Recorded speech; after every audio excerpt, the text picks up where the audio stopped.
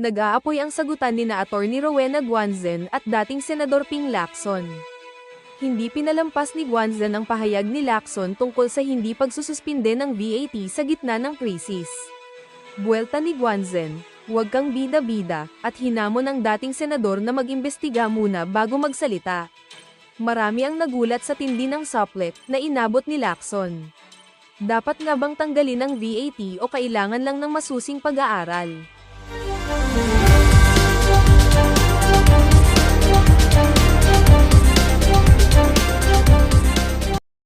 With, ano daw, 320 billion pesos ang mawawala sa ating revenue pagka sinuspinde yung bat-bat na yun. Diba? Isuspindihin lang yung bat doon sa mga kinukonsumo ng kababayan nating mahihirap. Yung kinukonsumo ng mga mayayaman, diba? Yung mga luxury bag, luxury car, diba? Yung mga maleta ni Martin Romualdez, yung mga Rimowa nitong si Marcos Jr., yung mga bag nitong si Stella Kimbo, yung mga relo nitong si Abante, yung mga VAT doon sa mga ganong klaseng kagamitan, wag isuspinde. Dahil yun, kinukonsumo yun ng mga bilyonaryo, kagaya ng mga kaibigan at amo nitong si Ping Lacson. Diba? Yung di umanong kumukontrol sa naratibo dyan sa House of Representatives. Yun ang amo ni Pinky. Lacson. Magandang umaga po sa inyo, sir. Magandang umaga po. Gandang umaga. Isa, happy Easter sa atin lahat. Yan, happy Happy Easter. Easter po. Happy Easter, sir. At maraming salamat po sa pagpapaunlak. Mukhang hindi kayo out of town. Tipid gasolina ba, sir? dito lang, nag-relax. Opo. Ay, sa kanyang asyenda, sa kanyang farm. Senator, una po muna, na very good ninyo, sir, si DFA Secretary Lazaro dahil nakakuha po ng assurance para sa safe passage ng mga barko na may kargang petrolyo na papunta dito sa Pilipinas. Yes, actually, tatlong sa aspeto ng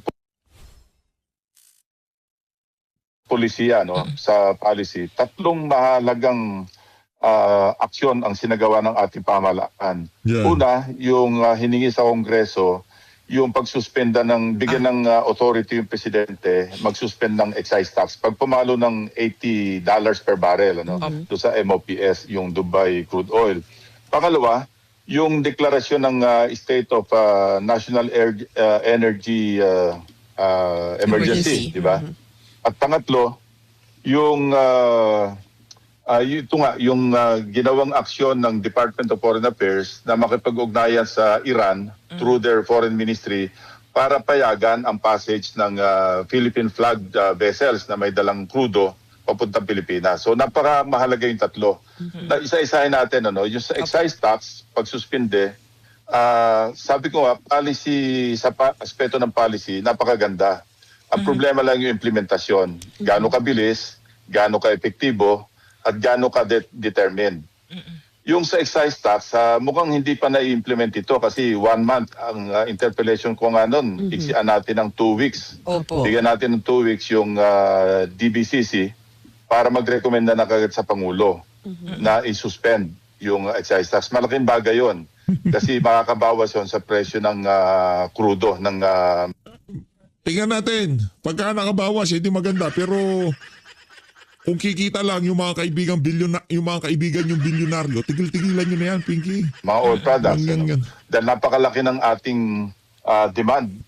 Sa gasolina lamang, nasa mahigit 8 bilyon Yes, sir. na litro ang kailangan natin sa isang taon. Sa diesel, mahigit na 11 billion na litro. Actually, 11.7 billion. Yan ang mga requirements natin, bukod pa yung kerosene, saka mga LPG. Now, anong importansya noong sa pagdeklara ng national emergency sa energy? Hindi ito ginawa without any intent and purpose. Ang purpose nito, kasi una-una ang pinagugutan nito yung Yan ang problema pagka sinasabi na yung obvious. Yung mga politikong kagaya ni Ping Lacson, hindi daw ginawa ng walang intent and purpose. Mabihira naman, Ping. Para magmukhang eksperto at matalino. Lahat ng mga walang kapararakang salita talagang ibabandera niya sa mga interview niya. Natural! Di ba? Kahit na napakawalang kwenta ng pagdideklara na yan, ano na, state of emergency na. National state of emergency. Pwede ba yun? No, yun. Para ika nga, ibaling sumobra, di ba? Mas maigi ng, over-prepare tayo. Mas maganda na talagang handang-handa tayo. Kasi itong patsi-patsi, ika nga nitong si Prof. Malutikia. Siguro, kasama itong si Pinky na nag-isip diyan sa ano na yan, National, ang tawag dito, yung Energy Emergency. Department of Energy Act ng 1992, pinasa ito, na pinapayagan pagka may ganitong krisis tungkol sa enerhiya, pwedeng magdeklara ng state of emergency ang ating Pangulo. Pero ang pinag-uugutan nito, ang purpose talaga nito, para maisakatuparan, para ma-implement yung mga mahalagang batas na rin na naipasa na ng Kongreso. Ano ito? No? Unang-una, yung sa oil industry deregulation. Kasi nag-deregulate na tayo noong 1998 Nagpasa ng batas dyan. Kapag mayroong state of emergency tungkol dito sa energy, sa oil, pwedeng mag-direct yung Department of Energy, of course, Malacanang, through the Department of Energy, i-direct yung mga oil companies kung ano yung mga activities nila, even take over yung operations. Yan. So mahalaga ito. Without any declaration of emergency sa energy, hindi magagawa ito ng Pangulo o ng Department of Energy. Pangalawa, pwede rin silang mag-take over temporarily do sa operation ng mga natural gas industry natin. No? May batas din dyan, yung RA 12120 na pinasa naman din ng Kongreso. Pangatlo, pwede rin i-take over yung, tatandaan nyo yung NGCP, nagbigay ng prangkisa ang Kongreso.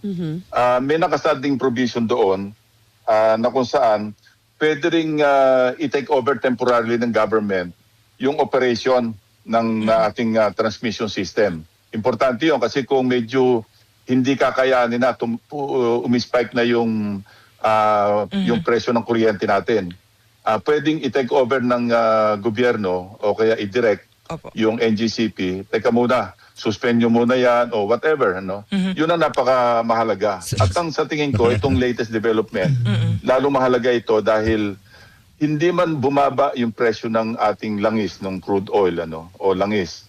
At least, assured tayo ng continuous supply kasi sinakal na nga ng Iran yung Strait of Hormuz. At pinayagan tayo ng free passage. Wala nga tayong toll na babayaran. Napakamahalaga yun kasi at least assured tayo ng supply ng ating oil. Hindi tayo kakapusin. Yung presyo, depende sa mga subsequent actions ng ating gobyerno rin. Dahil may mga panukalang kung ano-ano, mag-supplemental budget.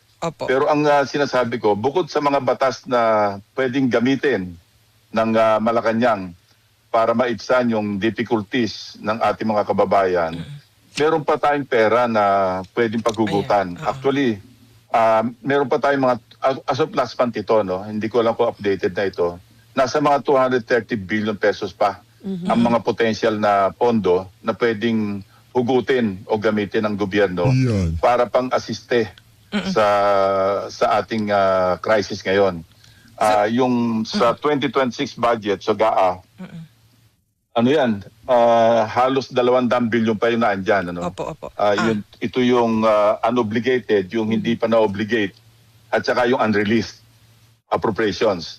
Nasa mga 199, almost 200 billion. Tapos yung sa 2025, meron pa doon kasi pwede yung continuing appropriations yan 2 years naman yung lifespan. Meron pa din nasa mga 31 billion. So all in all, nasa mga 230 billion pa yung pwedeng, yung potentially pwedeng gamitin ng ating gobyerno. Yun nga lang, sabi ko, depende kung saan gagamitin, paano i-implement. At para ito ba'y makakatulong talaga para maibsan yung ating mga, lalo na yung transport sector at saka yung mga sektor na talagang mas nangangailangan. Sir, kasi pagka in-across the board mo, lahat yan, pati yung mga bilyonaryo, makikinabang sa baba ng presyo ng gasolina. Opo. Yun nga, Dapat sir. planuhin talaga ng government, malinaw ang direksyon, saan paggagamitan itong pondo na available at kung saan gagamitin din yung iba pang power na nakapaloob doon sa state of emergency. Opo, sir, i-take off ko po doon sa supplemental budget na binanggit nyo kasi marami ho yung nagbihintay ng ayuda. Ayuda. Naumpisahan na so far doon sa mga motorcycle taxi, mga mga rider, Riders, diba? Mga delivery rider. Naghihintay pa yung agriculture, mga fisheries, fishermen, yan. mga isda. Mga jeepney driver din naghihintay pa. So sir, yung 230 billion po na binabanggit ninyo na available ay pang ano po yun, mga pang-ayuda yun. Pero Not paano... necessarily. Kasi Not sir, necessarily. tanong din Kaya nga yung... kailangan maliwanag ang pagpaplano at kung paano i-appropriate o i-allocate ng gobyerno yung available na pondo na yon. Lalo na sir, pagka Ang po... suggestion nga natin, unahin yung mga sektor na mas nangangailangan. Kasi alam mo, kawing-kawing yan eh. Kapag tinulungan mo yung transport sector, ang tama rin yan, di ba, may pakinabang din yung commuters. Opo. Ang nagko-commute naman, ito yung mga middle income at saka low income. So may tama rin sa kanila kasi hindi ito pwedeng hindi taasan, no? Hindi pwedeng hindi payagan ng LTFRB yung hiling na pagtaas ng pasahe dahil nga subsidize naman yung transport sector. Pero humihingi So, rin po ng agriculture ayuda. sector, ganun din. Oo. Pero hingi din ng ayuda yung mga lower middle income. Yes. Kasi Mga nga, manggagawa. Yes. oo, hindi man po tumaas ang pamasahe, mataas ang presyo ng mga bilihin. Wala naman Yes, dagdag tama. sweldo. Walang dagdag Pwedeng sweldo. gamitin din doon, pang-ayuda. Kasi sabi ko nga, merong available na mahigit 230 billion. So bahala na yung gobyerno at kailangan masusi yung pag-aaral at hindi yung pawalang-walang na kung sino na lang o sino yung paborito nila, lalo sa mga local government units, kung sino yung mga anak ng leader o mga leader nilang unahin. So- Regardless do sa needs, So, yung Senator, pangangailangan. Opo. Oo. So, Senator Lacson, hindi na po kailangan pa ng dagdag na supplemental budget o kaya like mangutang, di ba? Oo, kasi merong mga proposal po sa Senate, sa House din, 'di ba? Merong mga nagpo-push na eto maglista ng parang mga ayuda, igawan daw po ng batas na parang bayanihan law ng COVID-19 Yes, pandemic, tapos mag-approve kayo ng supplemental budget or mangutang na. So wala pa Sa pong ngayon, hindi naman kailangan pang mangutang kasi nga meron tayong potential fund na 230 billion mahigit. kaya So lang doon pwedeng humugot muna, i-prioritize na lang muna. Kasi yung iba doon, unreleased eh. Yung sinasabi ko kanina sa 2026 budget, dalawa yan, unobligated at saka unreleased. Mas malaki yung unreleased dahil ito yung mga nakapisaro, Opo. yung for issuance of SARO o kaya FLR, ang tawag ng araw. So, noong nabanggit nga, noong nagkaroon kami ng pagpupulong ni Executive Secretary Recto, napag-usapan namin ito eh. Dahil ito yung nabanggit niya. Naknutiting, nakikipagpulong si. Kaya pala ayaw niyang patanggal ang VAT. O, pala pa, nakipagpulong na pala eh. Dito kay the tax collector, kay Ralph Recto. Kaya pala ganyan tono niya, pambihira na na talaga. ang Pinky, shortfall oo. natin, kasama na yung naka-input na yung, naka-factor in na yung ating uutangin, yung loans, nasa mga 200 billion para masustain na yung budget ng 2026. So ang suggestion ko sa kanya, sabi ko, I suppose, alam nyo na rin siguro kung paano mag-prioritize kasi kung kulang na tayo ng 200 billion para isustain na yung ating 2026 budget. Diba? Naririnig nyo ho yan mga kababayan. Ha? Ang pinag-uusapan lang ho natin dito, 200 billion. Di ko sinasabing maliit yan. Pero yung ninakaw ho nila sa Kabanasan Bayanan, trillion. Ngayon pinag-problema natin, 200 billion lang. Napakaliit ho nun. Kumpara doon sa ninakaw, noong mga kaibigan ng administrasyon. Yung mga di umanong tumanggap sa mga maleta galing kay Zaldico. 200 million lang ho problema natin. Ibig sabihin pala, pagka yung mga 25% noong ninakaw nila doon sa nakalipas na 3 taon, 2023, 2022, 2023, 24, 25, 23, 24, 25, maibalik lang yung na yun, yung 1 trillion na lang, kahit yung ninakaw lang nila noong 2024, yun lang. Anak ng tokwa, solve po problema natin dito. Wala ho tayong problema ngayong mga panahon na to. Pero dahil nga ang ating Senate President pro tempore, yung ating Blue Ribbon Chairperson, Senator Ping Lacson, ayaw nyo mag-imbestiga, wala ho talaga tayong mahihita dyan. Siguro ang uunahin nyo wag mo nang i-release yung mga FLR na kung saan ito naman ay mga insertions ng mga lawmakers, legislators na hindi dumaan sa pagpaplano ng RDC at saka ng mga ahensya. At sumang-ayon naman siya doon. Sir, So I guess Paano na yan? Paano na yan? Paano pupunduan ng impeachment ni VP Sara kung hindi nyo i-release yung FLR na yan? Baka yung pondo na yan ang inaasahan ng ibang mga congressman na pinagpipilitan yung impeachment na yan. Anong mangyayari dyan? May pagkakaproblema ho tayo dyan, mga kababayan. prioritize sila ng i-release ng pondo ng DBM, iuhuli nila yung mga FLR na mga mambabatas. sir, kung hindi po kailangan pang mangutang sa ngayon, pero sir, Hindi. Alam mo, Nimpa, taon-taon nangungutang tayo. oo naman po, opo. Opo. I mean yung level, Yung ano natin, Teka, nakaplano na yun eh. Teka, di ba galit na galit sa utang tong mama na to? Di ba allergic sa utang tong si Ping Lacson? Pagka nagkakaroon na ng utangan, talagang itong mama na to, talagang opposition siya eh. Ayaw niya sa pangungutang eh. Di ba ba't ngayong mga panahon na to tila bagang, di ba nung panahon ng pandemya, daldal din ng daldal yan sa mga utang? Ba't ngayon walang problema sa'yo na mangutang tong administrasyon na to? Okay. Baka wala nang nanakawin. Kaya okay lang na mangutang na ulit. Members, pagka nag-DBCC hearing kami, Opo. laging kinu-question ko yan na bakit ang projected na loan natin, borrowings natin, halos mahigit doble, no? Hindi halos, mahigit doble ng projected deficit. So talagang taon-taon nangungutang tayo. Opo, I mean sir, baka hindi po kailangan na mas malaki pang pangungutang kasi pagka po sinuspend or binawasan yung excise tax, batay po dun sa ginawang batas, di ba mamawalan po ng kita ang Revenue. gobyerno, oo, may foregone revenue. Malaki yun, oo. Kasi sa excise tax lang sa 2020, sabi natin 2027, assuming na abutin tayong 2027, nasa mga 200 billion na yung Sa isang taon yung, po yun, yung impact sa foregone revenues. in 1 At year. may suggestion pa na isuspend pa yung VAT. Magdodoble yun. Papalo tayo ng mga 320 plus billion kung pati yung VAT isususpend dahil sa krisis.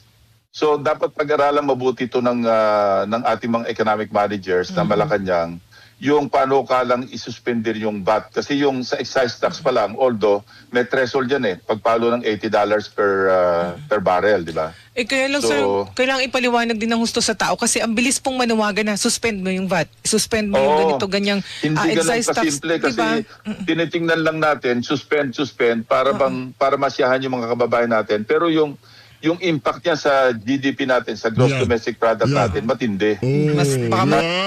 Matindi daw ang impact pero yung pagnanakaw na ginawa nila sa mga maanumalyang flood control project, sa mga ghost project, substandard project, walang impact sa ating GDP. Pambihirang yan, trillion yung ninakaw doon, Brad. Ba't di ka nagwawala kagaya nitong pagsususpindi sa VAT? Anak ng Petrang, kung galit na galit ka, kung ayaw niyong suspindihin ng VAT, di bawiin natin yung malitang pinamigay nila sa mga kaibigan nyo. Magkakaibigan naman kayo mga politiko. Edi sinoli nila yun. Wala tayong problema ngayon.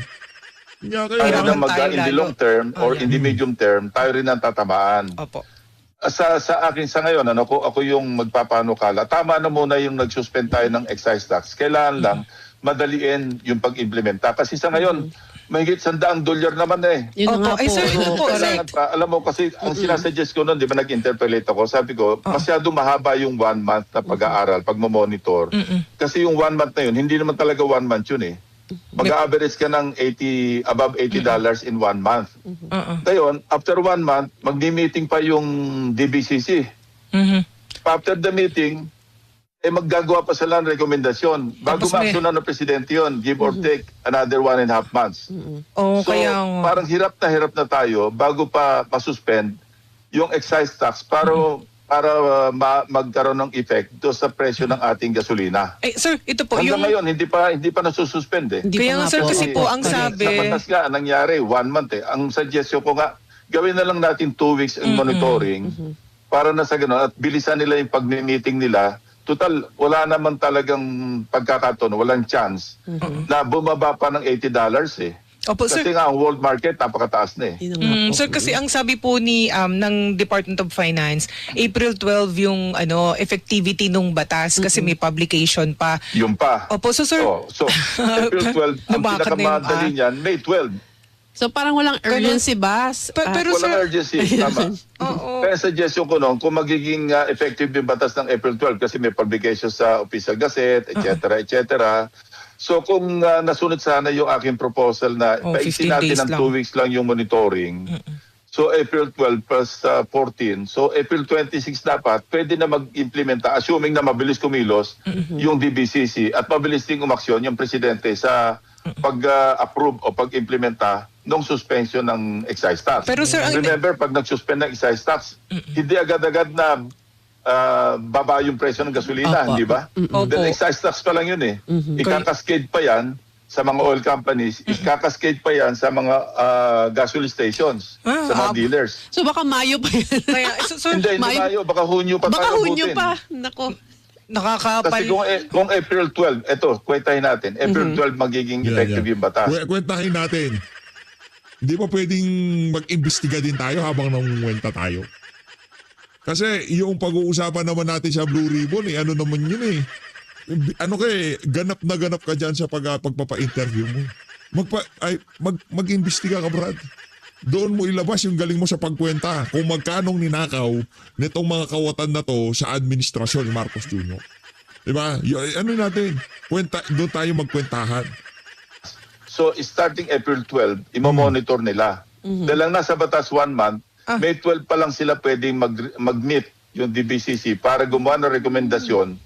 Yung bureaucracy pa na magta-type, alam mo yun. Akala ko, minsan sir. wala pang tao sa opisina. Para, Kaya sabi ko, pinaka maaga nating ma-feel yung baba ng presyo.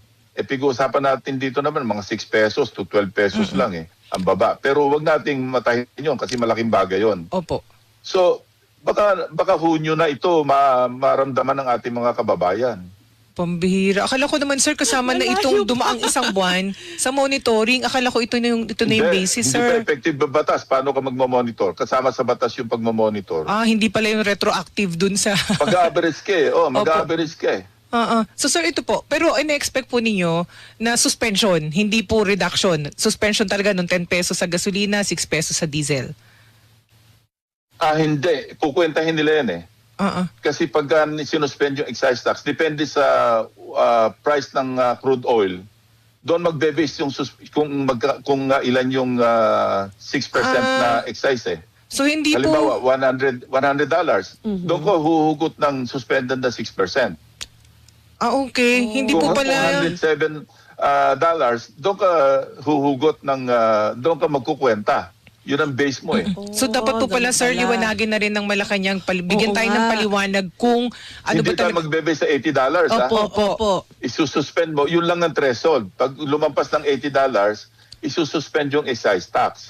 Ang una makikinabang dyan, yung oil companies. Katunayan, mukhang naisahan na nga tayo Yun na. dahil Yun na meron nga. silang stockpile, di ba? Opo, yun na nga, sir, ang susunod ko Nung po. nagkagyera, nagtaas ka agad eh. Yes. Yun na nga po. Kakuha nila doon sa kanilang yung langis na in-import nila. Presyo pa ng bagong magyera. Ay, replenishment Ayun na nga po. cost. Nagtaas na sila eh. Replenishment cost or replacement cost daw. So yun na nga po, sir. Di ba, sir, na-assure na may parating na supply pero Yes. magtataas pa rin yung presyo. Sir, paano po natin ma-check? Ito na, yung excise tax, aabangan po natin yan sa mga susunod na araw kung anong desisyon, kung kailan din maipatutupad. So, yung sa presyo naman po, sir, kasi maganda na merong assurance na may parating na supply. Kaya lang, ang inaarayan din po natin kasi yung presyo. So, paano po ma-check ng gobyerno kung tama pa ba, kung makatwiran pa ba yung pagpepresyo ng oil company, so hindi ho tayo naaabuso. At kung naaabuso, anong pwedeng gawin ng gobyerno ngayon?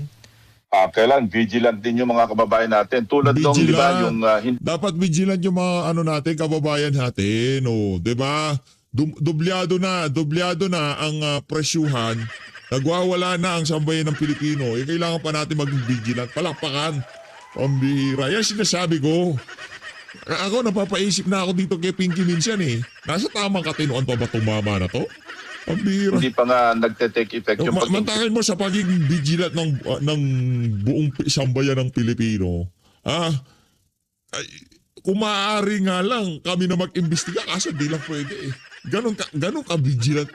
Ganon katindi ang pagiging vigilant ng diba, ng ating mga kababayan. Kung pwede lang na sila na mag-imbestiga dyan sa flood control.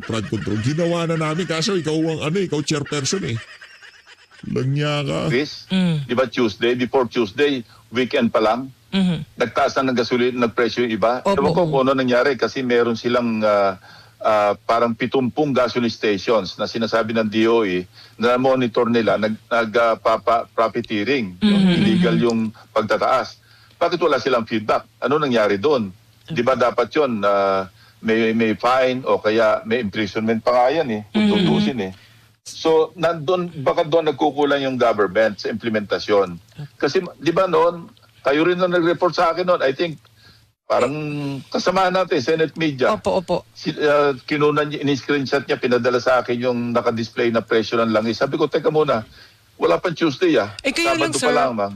Kaya lang, sir, sa bakit, anong ginagawa ng DOE? Anong ginagawa ng PNP? Anong ginagawa ng NBI? Di ba dapat may nakapile ng kasos para madala yung mga yun? Pero sir, hanggang sa gasolinahan lang po ba ang pwedeng gawing pagbabantay kasi ang katulong po ng DOE ngayon, Philippine National Police. Pero paano sir dun sa source, yung sa oil companies mismo? Yun nga, yung RA 8479, doon sa pwede oil industry deregulation. Pwedeng kung halimbawa sobrang abuso ng oil company, halimbawa, sabihin ko na, Shell, Petron, Caltex, kung ano-ano, o lalo yung mga independent, yung mga Petrogas, kung ano-ano. Kung makita sa monitoring, makita na lang merong abuso, sabi ko nga, pwedeng i-take over yung operation. Pwedeng i-take over ng... Paano ite-take over? Paano ite-take over? Kaibigan lahat ni Marcos Jr. Karamihan, mga kaibigan ni Marcos Jr. Paano take over? Pambihira. Government through the Department of Energy. At Doon this- sa RA 8479, yung Oil Industry Deregulation Act of 1998. Pwede. At this point, kaya sir. nga importante, sabi ko, hindi basta-basta lamang yung declaration ng yung national energy, di ba? State of national energy emergency. Hindi ganun-ganun lang yon. Merong dahilan yon. Sabi ko, maliwanag yung merong pinagugutang intent and purpose. Kasi may mga batas na ipasa na nung araw pa, as early as 1998, na pwedeng isakatuparan, implement ng presidente dahil meron ng state of emergency. Kasi kung walang state of emergency, mas sinasa provision ng batas ng yung Oil Industry Deregulation Act, yung Philippine Natural Gas Industry Galing, no? Development Act. Galing ni Ping, no? Alam niya lahat, no? Ayaw nga lang niya mag-imbestiga. Wala pa. Yung problema. Di ba kahit anong uhusay mo, kung di mo ginagawa yung trabaho ang inaasahan sa iyo ng sambayan ng Pilipino, magmumukha ka lang. Magmumukha ka lang sira. Di ba?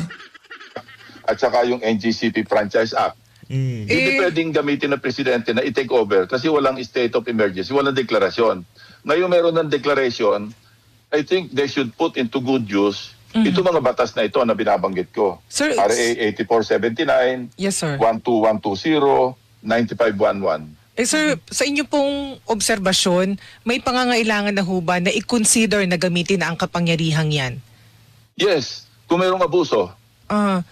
Pero Pero these are extreme measures. Imagine government taking over an oil company, yung operation nila. Pero nasa batas yan eh.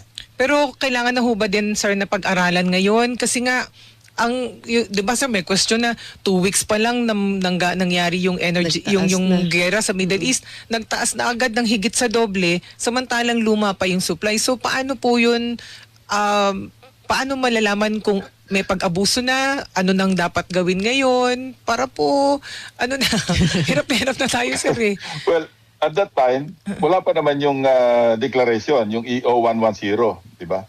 Wala pa yun eh, yung executive order.